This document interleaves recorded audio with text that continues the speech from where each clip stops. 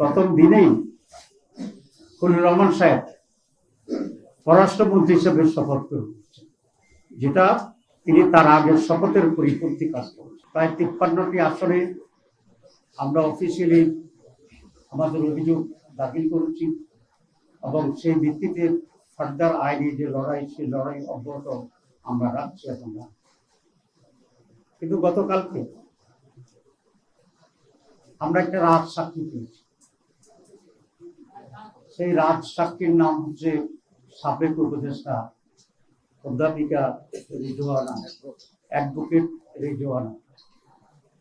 তিনি একটা সাংবাদিকের সাথে কথা বলে এটা প্রকাশ করেছেন যে আমরা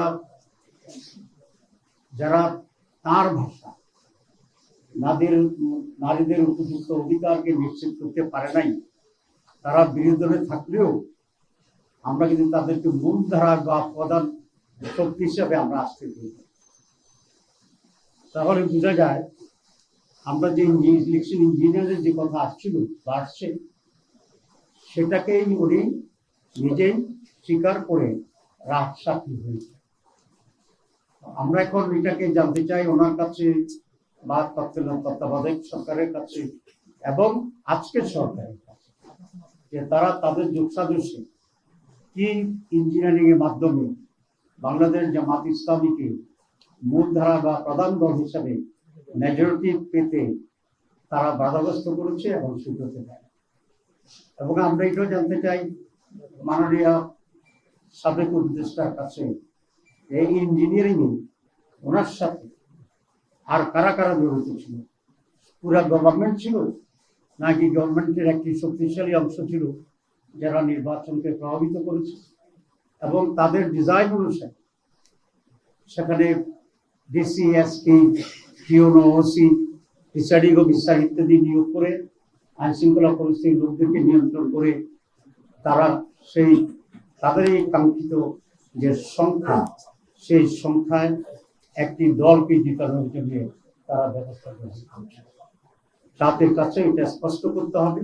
এবং আমি এই সরকারের কাছে দাবি জানাবো রিজওয়ানা আহমেদকে, তারা রিজওয়ানা হাসানকে তারা কিভাবে জিজ্ঞাসাবাদের আওতায় আনবেন এবং আওতায় এনে তার কাছ থেকে পরিষ্কার যে সিচুয়েশন তিনি তৈরি করেছিলেন সে সম্পর্কে ওনারা জানবেন, আমাদেরকে জানাবেন, দেশবাসীর কাছেও এটা পরিষ্কার করবেন।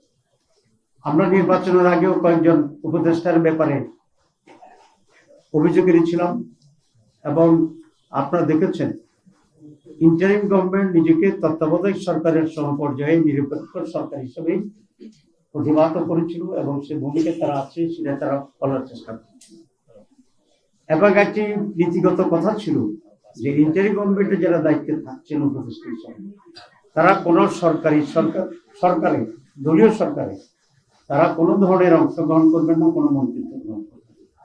কিন্তু শুরু থেকেই আমরা একজন ব্যক্তিকে ইন্টারিম গভর্নমেন্টের যিনি আমাদের প্রতিরক্ষা উপদেষ্টা ছিলেন, তিনি প্রথম দিনেই খলিলুর রহমান সাহেব পররাষ্ট্রমন্ত্রী হিসেবে শপথ করেছেন, যেটা তিনি তার আগের শপথের পরিপন্থী কাজ করেছেন।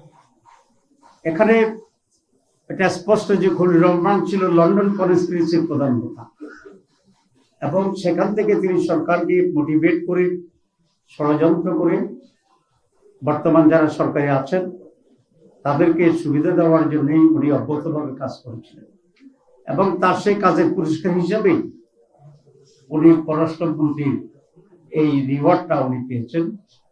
এতে আমি বিস্মিত হয়েছি বিএনপির ব্যাপারেও, কারণ বিএনপি কি এতই তার লোকজনের সংকট আছে যে একজন বিতর্কিত ব্যক্তি যিনি ইন্টারিম গভর্নমেন্টে থাকার সময় বিএনপির নেতা সালাউদ্দিন সাহেবই তার বিরুদ্ধে বক্তব্য রেখেছিলেন এবং তাকে সরকারের থেকে বের করে দিতে বলেছিলেন।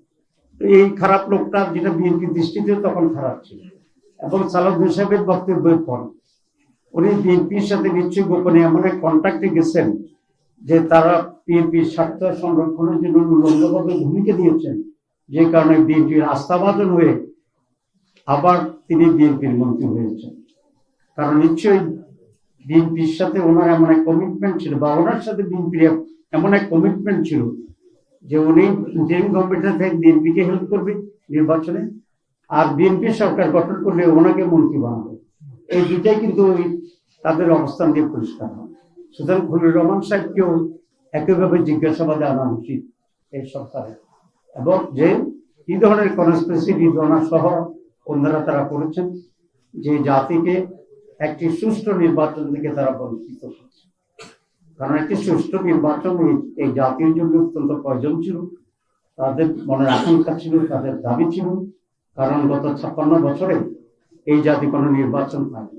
আমরা সকলেই চেষ্টা করেছিলাম যে একটা সুষ্ঠু নির্বাচন হবে, এবং এই সুষ্ঠু নির্বাচনের মাধ্যমে যারা নির্বাচিত হয় তারা সরকার গঠন করবে। এই যে জাতির আকাঙ্ক্ষা, এই যে জুড়ে লড়াই, এই যে জীবন, এই যে রক্ত, এই যে আমাদের রাজনৈতিক প্রতিপক্ষে পরিবর্তন করে দেওয়ার যে গাদ্দারি, দালালি, জাতির সাথে বিদ্রোহ, এই সব কিছুর জন্য এরা দায়ী। এত বড় আকাঙ্ক্ষা সুষ্ঠু নির্বাচনের জন্য এটা বন্ডল করে দিয়েছে এই মীর জাফর। সুতরাং এই মীর জাফরদেরকে, খলিলুর রহমানকে আমি দাবি করবো, সরকার যদি স্বচ্ছতার কিছুটা অভিযোগ পরিচয় করতে চায়, এবং সেই খলিলুর রহমান তো নিরাপত্তা উপদেষ্টা, আমি বলছি ডিফেন্স অ্যাডভাইজার, নিরাপত্তার অ্যাডভাইজার ছিল, তো তাকেও মন্ত্রিসভাতে বের করে দেওয়া উচিত, এবং তাকেও জিজ্ঞাসাবাদে এনে ষড়যন্ত্র কি হয়েছে সেটাকে বের করা উচিত। আর রিজওয়ানা তো নিজেকেই বলছে আমি রাজসাক্ষী হয়েছি নিজে নিজেই, এবং তার কাছ থেকেও এই সত্য উদ্ঘাটন করা উচিত। দ্বিতীয় যেটি সেটা হচ্ছে, আপনারা জানেন যে নির্বাচনের দিন দুটা বিষয় নির্বাচিত হচ্ছে, একটা জাতীয় সংসদ নির্বাচন, আর আমাদের যে রিফর্মস, সেই রিফর্মসের উপরে একটা গণভোট হয়েছে। সেই গণভোটে বিপুল ভোটে জনগণ রিফর্মসের পক্ষে রাজি আছে। এই সরকারের কাছে, আমাদের সকলের কাছে এটা কমিটমেন্টের একটি অংশ যে এখানে কনস্টিটিউয়েন্ট অ্যাসেম্বলি হবে, এমপি যারা হয়েছে তার সদস্য হবে, এবং পার্লামেন্ট সদস্য হবে। এবার সংসদ সদস্যরা দুটি পজিশনেই নির্বাচিত হয়েছে, এবং প্রথম অধিবেশন থেকে কনস্টিটিউয়েন্ট অ্যাসেম্বলির কাজ করে সংবিধান সংস্কার সভা যেটা অন্যান্য সময় কনস্টিটিউয়েন্ট অ্যাসেম্বলির সাথে কাজ করে, এইটা করে আগে আমাদের যে রিফর্মসের উপরে যে গণভোট হচ্ছে সেটাকে অ্যাকসেপ্ট করা, সেটাকে সাংবিধানিক বৈধতা দেওয়া, এবং তার ভিত্তিতে যে সমস্ত রিফর্মস গুলো অ্যাকসেপ্টেড হবে সে আলোকেই পরবর্তী পর্যায়ে রাষ্ট্র, সরকার এবং আমাদের অধিবেশন, পার্লামেন্ট সবকিছু সেভাবে পরিচালিত হবে। কিন্তু আমরা দেখছি যে এই সংস্কার ইস্যুতে চ্যালেঞ্জ করে কোর্টে রিট করা হয়েছে। আসলে কোন সরকারের ইঙ্গিত ছাড়া এ ধরনের রিট হওয়ার কোনো সম্ভাবনা অতীতে আমরা দেখছি ছিল না। সুতরাং এই সরকার নানাভাবেই সংস্কার যে কমিটমেন্ট সেখান থেকে সরে আসার জন্য নানা খুচরা খাসরা মানুষ দিয়া রিটের নামে এটাকে ডিলে করাচ্ছে, এবং খুবই আনফর্চুনেট হচ্ছে যে আমরা আইনের শাসনের কথা বলছি, এবং কোর্টকে আমরা স্বাধীন করার জন্য দীর্ঘদিন ধরে আমরা সংগ্রাম করছি, এবং সেটাকে স্বাধীন করা হয়েছে।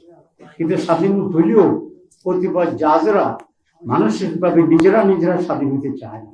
সেই জন্য সরকারের ডিকটেশনে এখনো তারা জনগণের স্বার্থের বিরুদ্ধে রায় দিচ্ছে।